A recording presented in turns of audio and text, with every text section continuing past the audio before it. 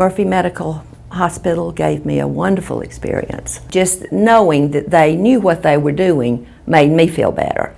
In '94, I had breast cancer and was fine, came up here, and then in '08 it had metastasized, and I now am dealing with liver cancer. But I'm doing beautifully well with that. You know, we're keeping it in remission. I've also, during that time, I had to have 5 stents put in my heart because I had a heart attack. Then we treated the left hip for what we thought was cancer in the bone, and the radiation didn't do any good. I was still having pain. So I went to Dr. Davis, who just came highly recommended, and he looked at it and he said, "I don't think this is cancer." He said, "I think this is arthritis."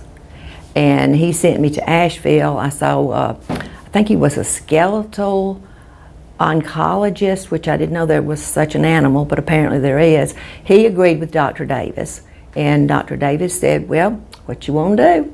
And I said, let's do it. So we scheduled it in March and came in, and I woke up and the pain that I had, it was in my hip, my knee, and my ankle, was completely gone.